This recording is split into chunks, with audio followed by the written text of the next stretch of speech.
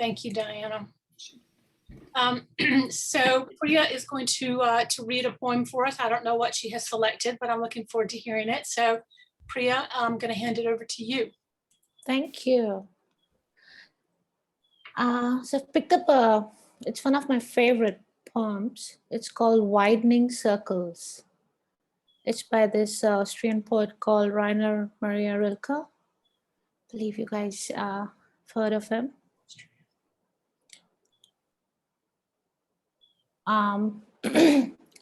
This one is translated by Joanna Macy and Anita Burrows. I live my life in widening circles that reach out across the world. I may not complete this last one, but I give myself to it. I have been circling around God, that primordial tower.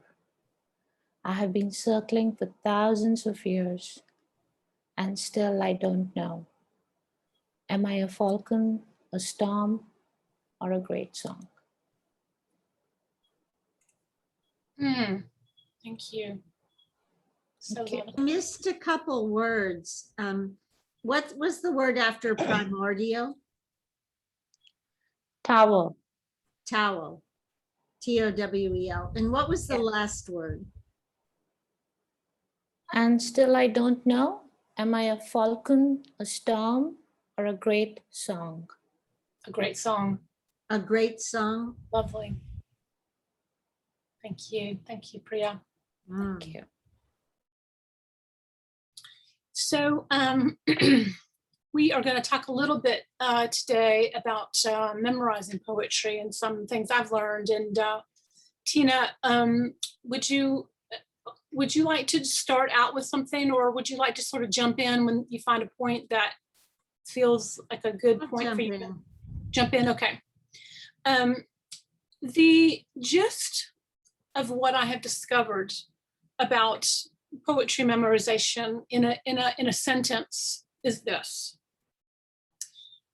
the more that you can layer your relationship with a poem into the physical world and the emotional world and the spiritual world, the more you will embody that poem. And so when I memorize poetry, I look for ways to connect to the poem spiritually and emotionally and physically and mentally. Obviously, that's kind of an easy one to do. So these techniques are essentially different ways I have found to do that. And one of the things I have heard over and over again when I am performing poetry is that people say to me, "You embodied that poem."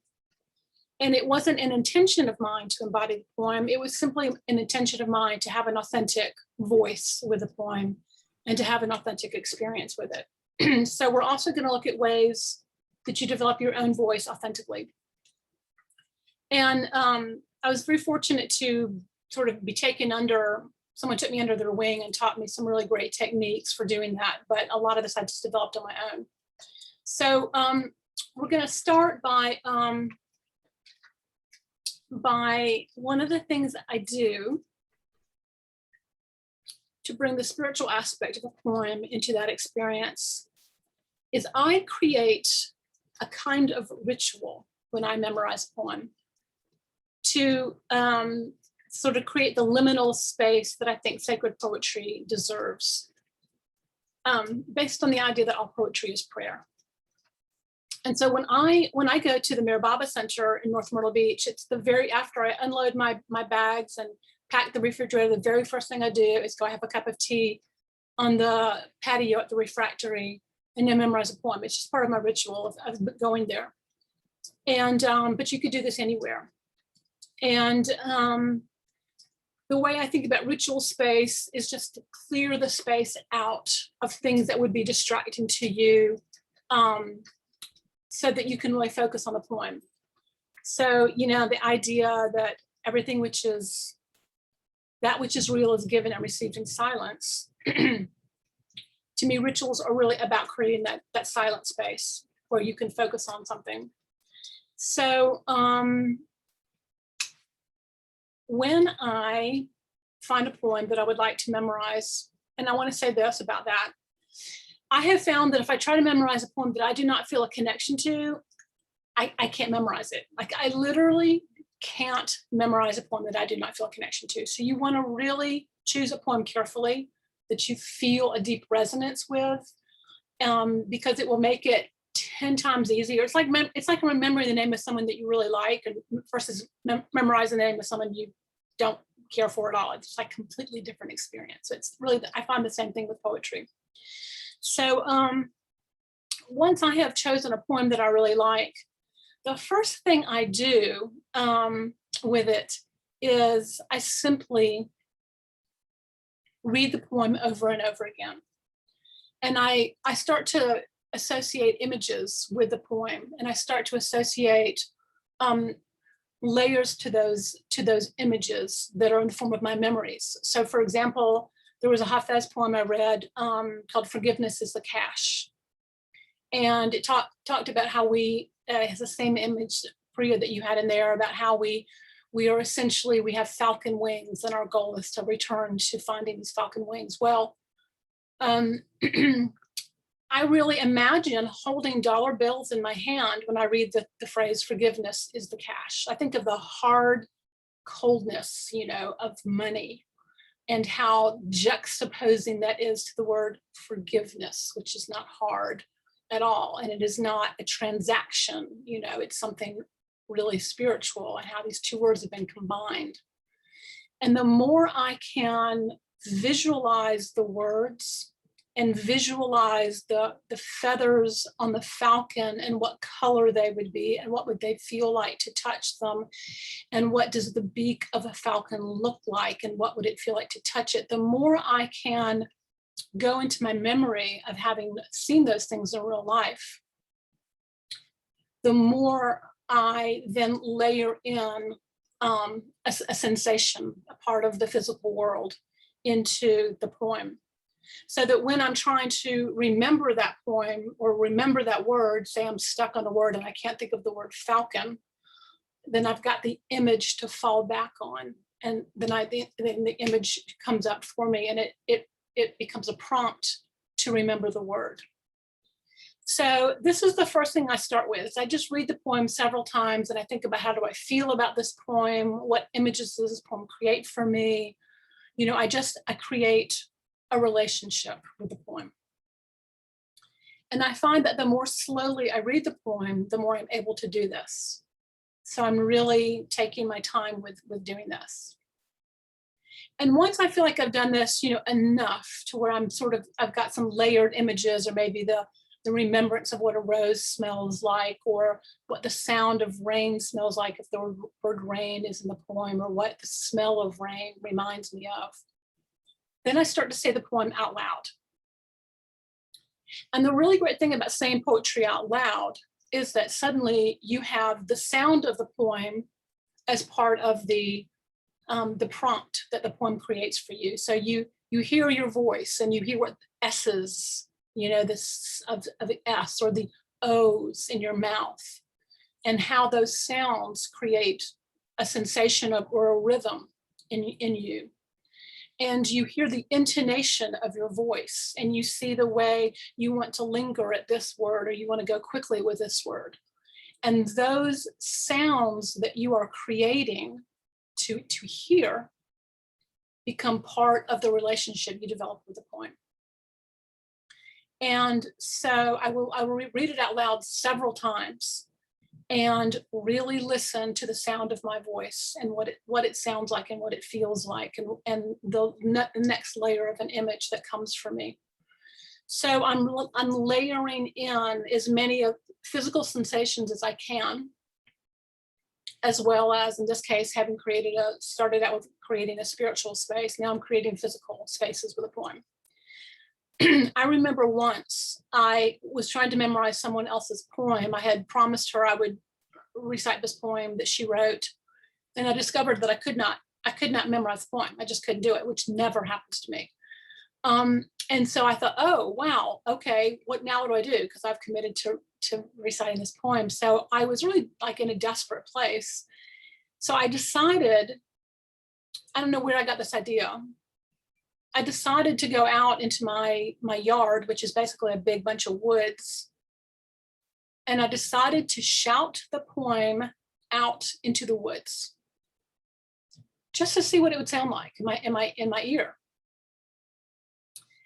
And I think because the poem was, this particular poem that I was trying to memorize was an invocation poem. It was a poem about women who have been damaged and are really moving forward in their life to love. So it was an invocation for healing. So it was a kind of it was really like a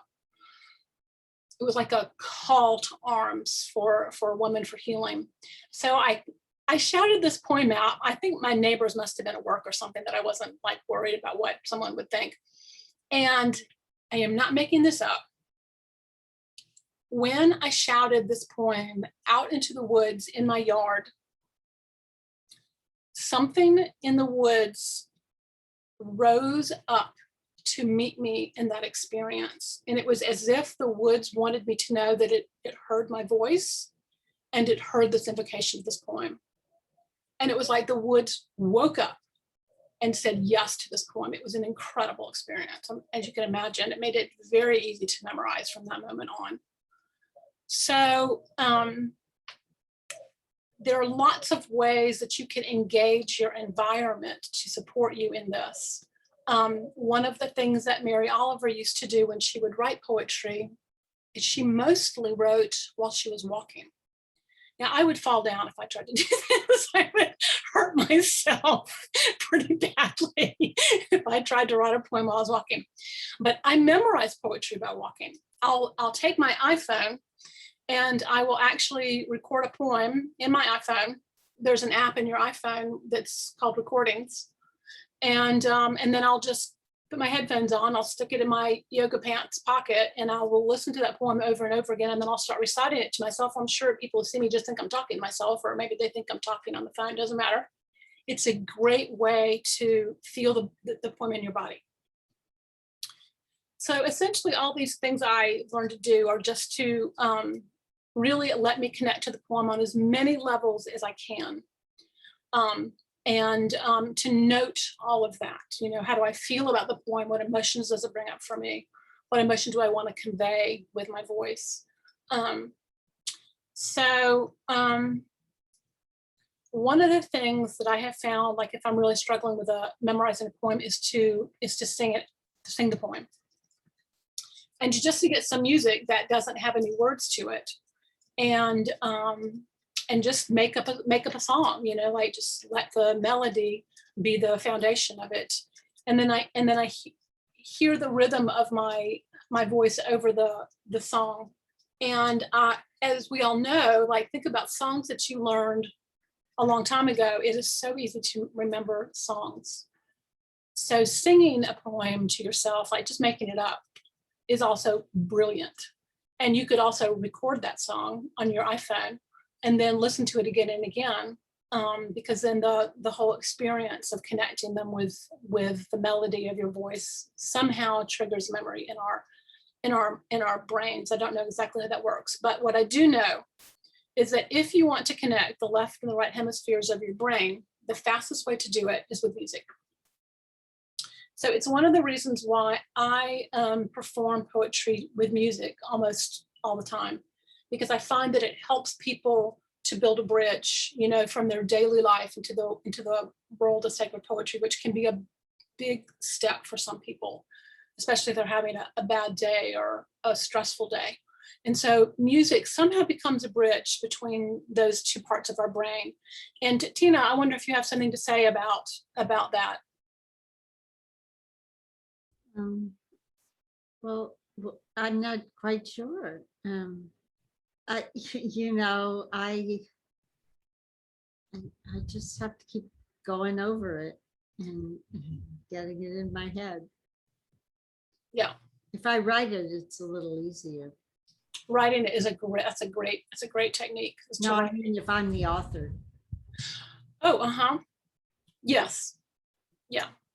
I have these Do you one-liners. sometimes write poetry out or write a monologue out that's not your own, just to write it in your own hand and develop a relationship to it that way? No, I've never done that. But I just, I'll learn one line and then I'll add a second line, then I'll go back and I'll add a third line, and then I'll go back to the beginning and I'll say all three, then I'll add a fourth. But if I write it, I'm the author, it comes a lot easier. Yeah, absolutely. I have found that as well. Absolutely. The thing I had to do an audition for today was, it made no sense to me at all. And it was just like some drug addicted person. And it just, this is why I started writing one person shows, because I didn't want to play those kind of characters. Oh, right. Yeah. Yeah. Yeah. But I agree with you that it's important to connect emotionally. Most people who read poetry don't. They just read it Right. like Right. by rote. I'm probably Right. one of them too. Right. Yeah, that's a really good point. If you go to different poetry websites and you hear people read poetry, Yeah, most of them it's are. a very positive experience. No, I mean, if someone invites me to a poetry reading, I don't really want to go. Yeah. Because I know what it's going to be like. Right. But, like I love Patti Smith, and she's just so brilliant. So brilliant. Yeah. And she's also, a performer with the singing and everything. Yeah.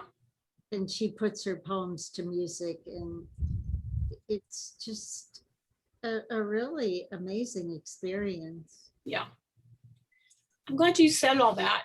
One of the things that was really helpful to me when I started to when I made the decision that I was going to memorize a body of work, of my own work, and then Rumi and Hafez and Mary Oliver and some Kabir, when I made that decision, I didn't want to do exactly what Tina is talking about. I didn't want my voice to be affectatious or over exaggerated so that I'm trying to convince somebody that my words have meaning. It can really just be super annoying when people do that.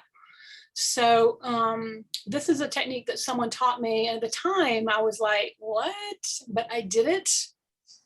It changed my life around reciting poetry. And he basically said, take the poems that you want to memorize, or take a poem that you want to memorize and recite it out loud in about 10 different voices. So you could just make up whatever kind of voice you want to recite it in. So in my case, I pretended I was a CIA agent delivering important messages through whispering. Or I pretended that I was a teacher teaching kindergarten children and talking to them like this. Or I pretended I was a really angry mother and I was sick of what people were doing. And then I pretended I was a captain leading my warriors to battle and calling them forth. And I just made up all these voices and I recited each poem as that person all the way through it from start to finish. And I have to tell you, it was completely transformative. I couldn't believe how transformative it was. And here's what happened. These are not voices that I would normally associate with myself. I don't think of myself as an angry mother.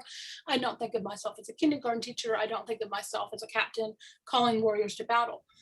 But when I allowed that poem to be said in all those different voices, and so of course you become that person while you're doing that, I really could hear which part of that poem wanted to be said in that way, like what part of me wanted to say it like a teacher, what part of me wanted to say it like a captain leading people to battle, what part of me wanted to whisper it like it was an important thing that I had to convey in almost silence. And then I discovered what my true voice was in all of that. And These are certainly acting exercises. And we have in my acting class, doing it very loud, doing it as a whisper, doing it very fast, doing it very slow. yeah, That will produce different things. yes. I think what really, I don't know if you've had this experience, Tina, but what my takeaway from that experience, and I did it with a body of work. So I had like 20 poems and I did each one of those voices with each one of the 20 poems. And you do it standing up because you kind of want to embody that experience. My experience with doing that was discovering what my real voice was, which I did not know what my real voice was. And in my case, my real voice of all those people was a captain calling her warriors to battle. That was my voice. And I thought, what? You know, like if you told me that, I wouldn't have believed you. I've been like, are you smoking something? I would not have believed you at all. There, I could hear it as I was reciting this poem, that was the one that felt the most relevant and true to me in terms of reciting poetry. So I now allow that part of myself, I give myself permission to let that part of myself into poetry. I just dropped my phone. I have to get it. Oh, yeah. So, so anyway, these are some really lovely things that I have done that have just made a really big difference for me. And so I want to do a little experiment with you. Pull your chair far enough away from the computer where you can stand up and still see the computer screen. And you might have to tilt your computer a little bit. And you can just sit there for a second. We're going to do an experiment. You can sit down for 1 second. We're going to do it sitting, and then we're going to do it standing. Sorry, I didn't give I that can't angle my computer in a way that Okay. can get my. You've already done this, Tina, so don't worry about it. I'm sure you've already done what we're about to do. So we're just going to recite a short poem together, just sitting down. So just repeat after me. I once had a friend. I once had a friend. He went away from me. He went away from me. I loved my friend. I loved my friend. I wish he would come back. I wish he would come back. Okay, now try to say, so who here who thinks I can repeat that word for word? Try that. Tina, of course you can. Yeah, I love my friend. He went away from me. I loved my friend. I wish he would come back. Awesome. Anyone else want to try that? So now we're going to try to memorize that poem differently. We're going to stand up and we're going to embody the poem. So Tina, I know you can't do it, but don't worry, because you've already memorized the poem because you're so good at this. Now we're just going to give each stanza a emotion. So you can do what I'm doing, or you can try to do something else that feels authentic to you. So I once had a friend. I once had a friend. He went away from me. I can't see what you're doing. That's okay, Tina. You know how to do this, so don't worry about it. Okay. Yeah. So we're going to start over. I once had a friend. Say it out loud with me while you do this. He went away from me. He went away from me. I loved my friend. I wish he would come back. So who here now thinks that they can say that poem again? Take a stab at it. I might. Yeah, try. I once had a friend. He went away from me. I loved my friend. I wish he would come back. Was that easier to do it embodying the poem? Yeah. And that's a memorization technique. Yes, it's a memorization technique. Yeah. So you see how simple that is. You're just embodying the poem. So I don't typically stand up and work the poem out like that, but I do it in my head, through this whole layer of what I'm talking about. How do I connect to the poem spiritually? How do I connect to it physically? How do I connect to it emotionally? I'm just really giving myself a chance to pay attention to all of that and feel all of that and notice all of it. But you could actually do this if you wanted to. You could actually embody this poem in this way. So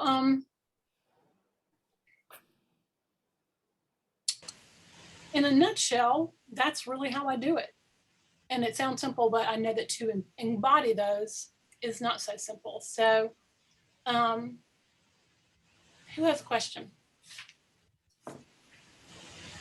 What music do you put behind your poetry? I typically play Middle Eastern music. I just have this thing about Middle Eastern music. And since I usually recite Hafez and Rumi when I'm doing my own work, it just seemed like a great combination. So I usually will find a tabla player, that's from India, not the Middle East exactly. I'll find somebody who's got something going on from that part of the world and incorporate them, a daf drummer, whoever I can find. And even if I have a cellist or a guitarist, I'll ask them usually to play with some different types of chords so they can play with, classical Indian music or Middle Eastern music. But I have played with all types of music. I think there's really no style of music I haven't played with. But if you're going to do this at home and you want to just play some music, then I would find something that doesn't have words. And I have found classical Spanish guitar to be perfect for this because it's very smooth, but it has a rhythm. And that's a perfect combination, I think, because once I went on a tour and I only had the money to take one musician with me. So I took a tabla player who's a drummer. And part of me thought, that's insane, but it's all I could afford. And so I took him, and it was a perfect combination because it just created a rhythm behind the poem, which was really enough. So rhythm is super important in poetry, as you can imagine. Coleman Barth says that. He gets a cellist. Yes. Yeah. Yeah. Cello is so fabulous with poetry. I don't know why cello is so good with poetry, but it's one of my favorite instruments to work with in poetry.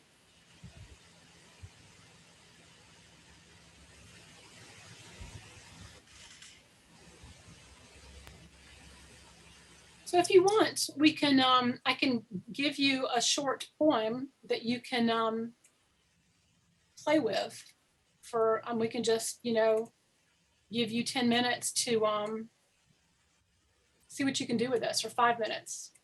Let's say 5 minutes. So I'm going to put this up on the share screen.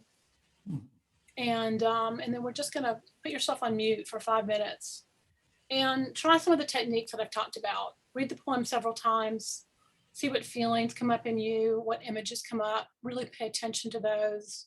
Read it slowly, read it again, start to read it out loud. And in this moment, this is a pretty short poem. So anyone who's got a good memory is going to be able to remember this in 5 minutes. But instead of just ticking it off your box, I've memorized the poem, I'd like for you to just go through this series of experiences with it so that you can apply these experiences to a longer poem or to your own poem. What feelings do I have? What images do I have? What do I think of when I read this poem? What memories does it, bring up for me? That kind of thing. So I'm going to put it on share screen. Short poems to memorize.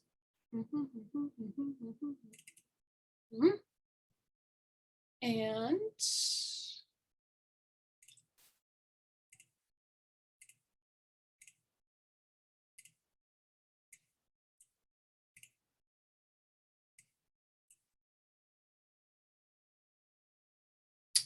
not sure why it did that.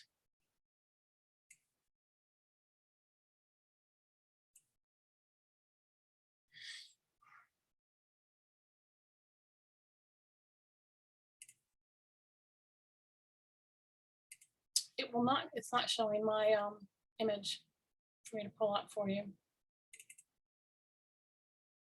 Okay, I'm going to stop. I'm going to try this again. Screen share.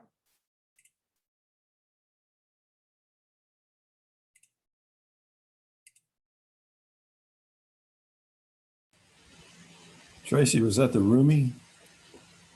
Yes, did you see it? I saw it. I was going to take a picture of it.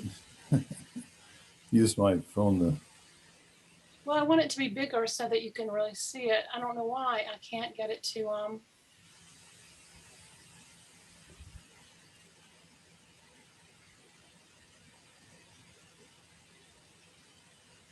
You're showing us your desktop. Maybe you need to make it into a document first. Can It you is a copy document. it? It is a document. It's a document. It's on my desktop. Okay, Oh, there it is. good. Okay.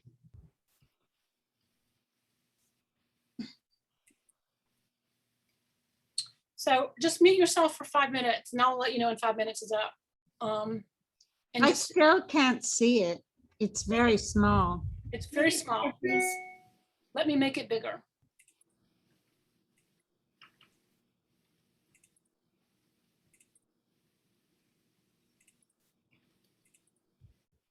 Can you see that?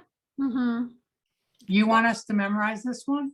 I want you to just spend 5 minutes with it, using the techniques I just taught you and seeing what happens. Just use it, do it as an experiment.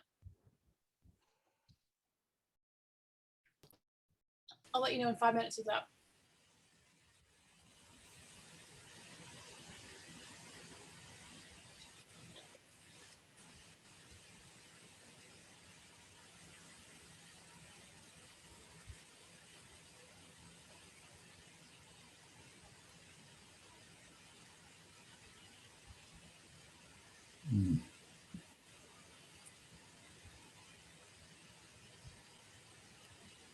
Is the last line that allows you to answer? Oh, No, the last line is to call yourself by your true name. I don't see that.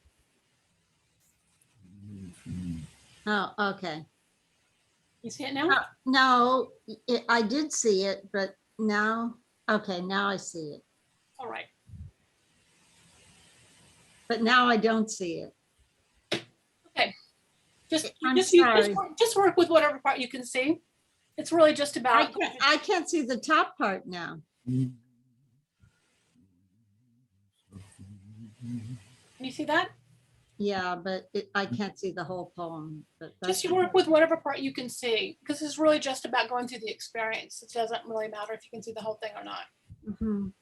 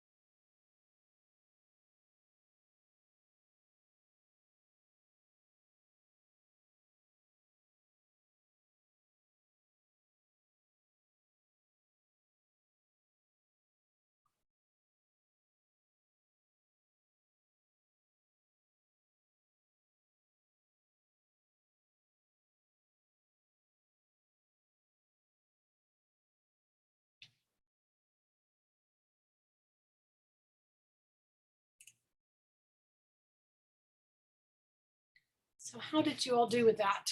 What was it like? I think you're all on mute. You can take yourself off if you want. I was having trouble visualizing. Uh-huh. Is that normal for you? Not necessarily, but the idea of reading from the sky on a moonless night, read moonless, I guess some logic there just didn't work for me. It seemed too abstract for you. Were you able to think about things like the words like trembling? Did that create a sound for you or a feeling in your body? Or No, I felt like the trembling was really the legs that were trembling because it was such an awesome experience to see to have this experience. yeah. So the thought was that the earth trembled, but really it was the legs that were trembling. I mean, that was just my Yeah. interpretation. So when you thought about your legs trembling, did it help you to feel the poem on a different level? Yeah. Yeah. Cool. Trembling to me has a sound to it, like when I think about something trembling, like I think, so that would be a word that would trigger a sound for me in my relationship with the way I would have a relationship to any of the words in that poem.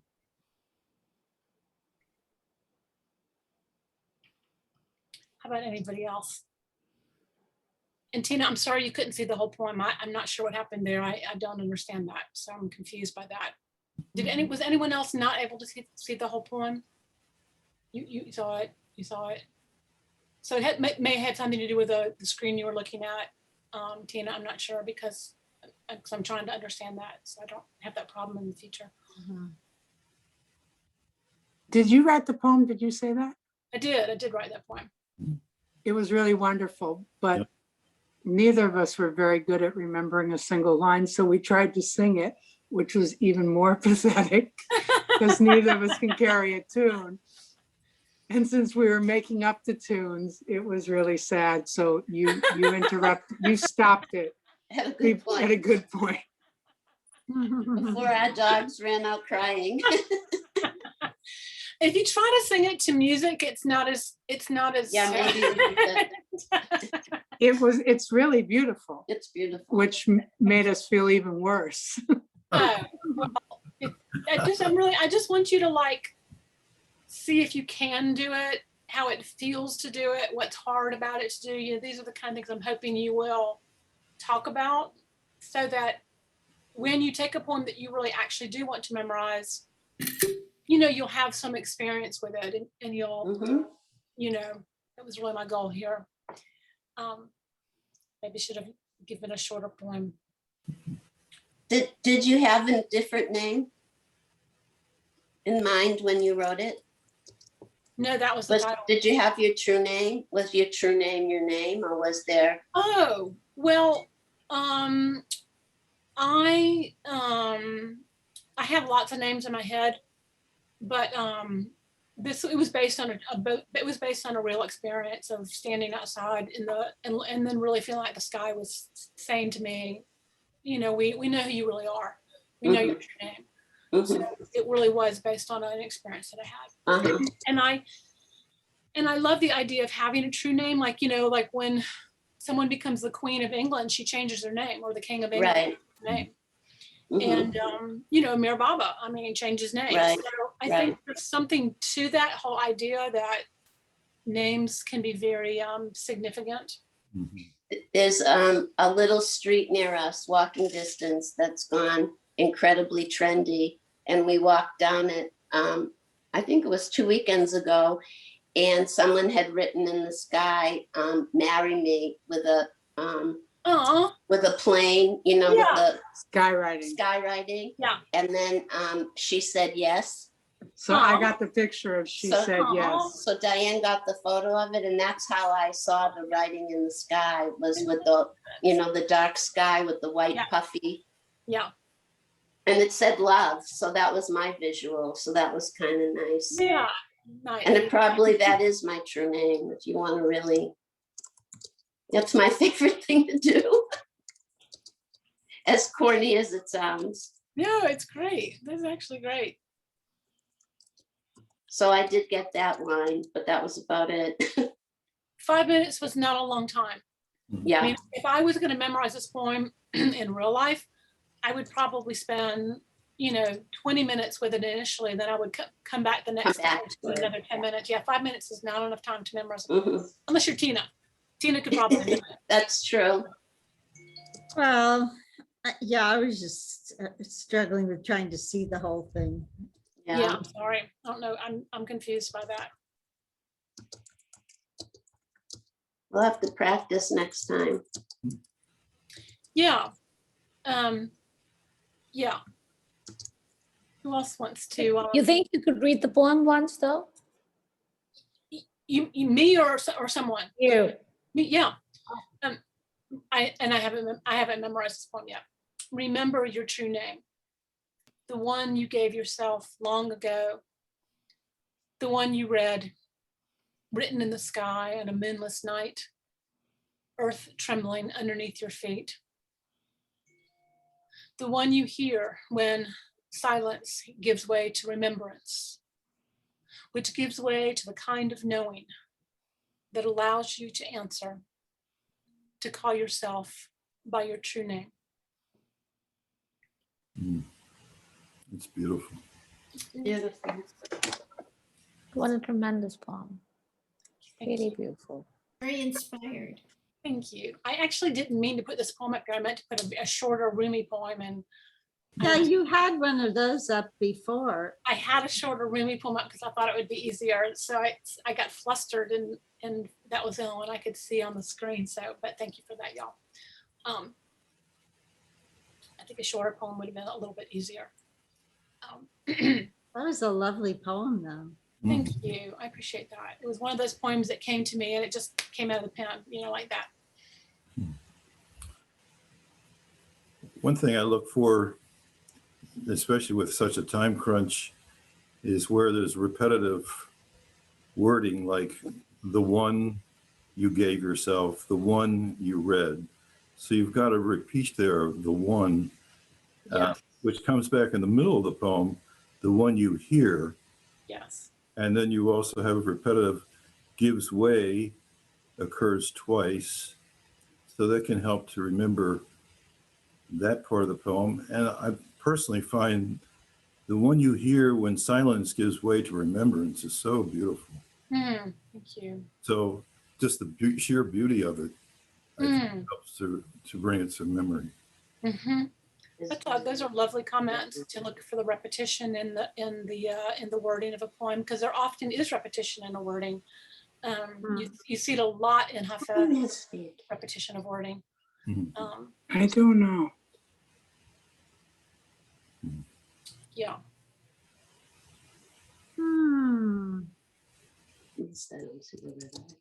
Who else felt they had success with it, or lack of success, or have questions, or puzzled? I was just, I had it memorized up in the first, I don't know, trembling earth or something up until then. Good. Yay. Mm. This poem is slightly abstract. I really did mean to give you a shorter, roomy poem that wasn't quite so abstract. Abstract poems are harder to memorize because they don't have as much groundedness to them. So I think I threw you all a hard ball, and I didn't mean to. But if you make your own personal meaning from it, then it works. Mm-hmm. Absolutely. Which I Is guess I think is really important. That's why I said don't try to memorize a poem that you don't feel a connection to, because it wouldn't have any personal meaning for you. Yeah. That's a good point. Really good point. Yeah. I unfortunately have to leave. Okay. Thanks for being here. Thank you Tina. very much. Dina, Bye. you. that one.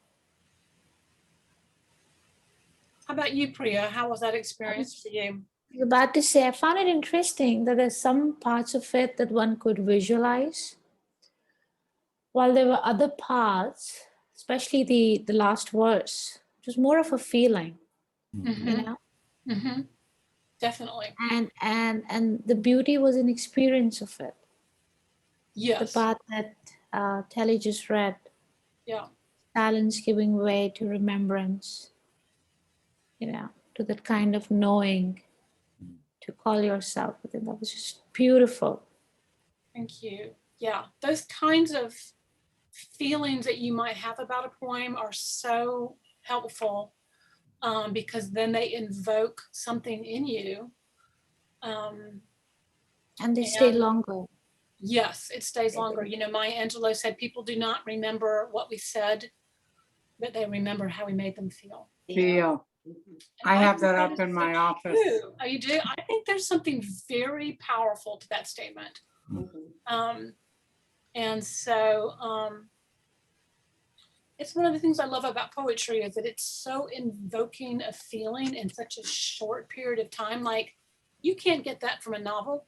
You cannot open a novel and read 4 sentences from a novel and get a deep, you might, but chances are you're not, you know, except but a poem, that's its job, is to deliver an emotion to you, to help you feel an emotion. So that's a really good point.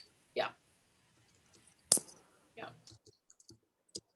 I find that when it comes to memorizing things, the more I can connect it to my own personal life, then the more I'm likely to be able to remember it. So the word remembrance has a very Sufi kind of quality to me, because Sufis talk about remembrance quite a bit.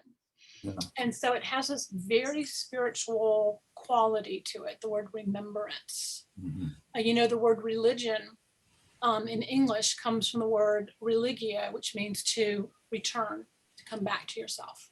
Mhm. And to me, that's a kind of remembrance. Mhm. So it's a word that has a lot of spiritual energy behind it. And the whole idea that something can be written in the sky for me is also very spiritual. You know, if you ever read the work of Native people, they will always talk about how every single tribe that I've ever encountered talks about how they had part of their origin story or what constellation they come from or what part of the sky they come from. Mhm. And that to me is so riveting that a very grounded people believe that they come from the stars. Mhm. So it's to me again like a portal. I think of stars as doorways, you know, as gateways. And then if you follow anything about astrology, I mean, my gosh, like, how does that happen? That people look at where you're born and what time you're born in and what sign you're in, they can read you like a book. It's a complete mystery to me. And so stars have always had this, and the sky have always had this very beckoning kind of mystical quality about them for me. And yeah, and this was actually partly inspired by the work of Thich Nhat Hanh. He wrote a book of poetry called Call Me by My True Name, Mhm. which I just thought that was such a fabulous title, you know, that he wanted you to know who he really was, to call him by his true name. So yeah, I think those are the kind of things that would come up for me when I would read this. And also I love that one of my very favorite sayings in the Bible, and that help me out, somebody, if Mir Baba made any comments about this, but you know, there's a beautiful quote in the Bible that says, many are called, few answer, even fewer are chosen. And I think that's a very powerful concept, you know, that God calls us for something, for some action in the world, and that we get a choice to choose. And so the whole idea of, you know, calling yourself by your true name for me is also reminiscent of that idea that Baba calls us to participate in the world, to be his hands and his feet, and we get to choose if we want to do that or not. So Yeah. It's a pregnant poem. Thank you. I think it's so funny that I meant to put a Rumi poem up here and this one came up. It was the right poem. I guess it was. It was the right poem. It was a long poem to try to have a relationship within 5 minutes. So I feel like I really did throw you all a curveball. So you all did very well with it. It was not the plan. Wait, does At this all. stay till black? So I guess one of the other things I want to say about what I do when I've memorized a few poems is I have a place in my, actually, I have it in my very favorite poetry book, which is The Gift by Daniel Ladinsky, the Hafez poetry. There's a blank page in that book at the very end, and that's the page where I make a list of all the poems I've memorized. And I keep that list around because every once in a while I'll go and I'll grab the book. I actually have it right here. I'll go grab the book and I'll open it up and I'll just kind of go through the list and I'll see which ones do I remember, which ones don't I remember. And then I might take a moment to go look up the ones that I don't fully remember and just, you know, refresh myself about it. But if you've ever seen the Welsh poet David White in person or on his fabulous Zoom calls that you can sign up for, they're just incredible. davidwhite.com. He's got a whole series that he's doing right now, 3 poems in July. He recites most of his work. And he recites a lot of it in the original language, which is quite extraordinary. I wish I could do that. And he shared with I can't remember if he shared it with me when I met him or if he shared it with some other people, but he somehow I discovered that he also did that same thing, that he has a list of poems that he's memorized, and then he periodically just revisits the list. And it's very helpful. And one of the things you can do if you start your own list is you can write the first line of the poem down under the title, and it often just, it's just enough of a trigger to get you right into the poem. And when I'm reciting, if I feel like I might get thrown for any reason during a performance, I will have I have a list of the poems that the musicians all have, so we're all on the same page, but I will have the first line of every poem that I'm reciting there. And it's, knock on wood, it's yet to not just throw me right into the poem. So it's a lovely entrance into a poem, just the first line. And I think the other thing I want to say about memorizing poetry, I remember when I was in Italy, I was in Venice, and I went to see some opera, which I didn't like opera, but I thought, when in Italy, do as the Italians do. So I went to see some opera, and the people who were performing the opera were not reading anything. That was completely by memory, and they were totally embodying the experience of this opera. And I had to tell you, I walked away a complete opera fan. I now listen to Pavarotti and cry. So I had come back to Asheville, and the little church I sometimes go to was having some live opera. I was like, oh my gosh. So I go down there to see this live opera, and the people are holding the sheets of music and they're reading them. I left during intermission. It was astonishing to me how differently I experienced someone reading sheet music versus doing it by memory.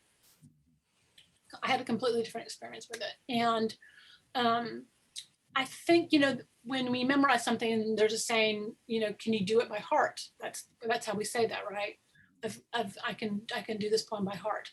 I think there's something to that phrase, because when you've memorized something, you really have an opportunity to make it your own.